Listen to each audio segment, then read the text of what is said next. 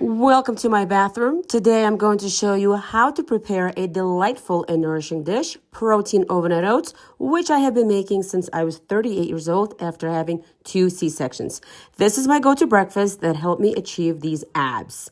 This is one of my absolute favorites. It's packed with protein, fiber, plenty of flavor. It's an excellent choice for busy mornings when you want something both convenient and wholesome. So let's begin.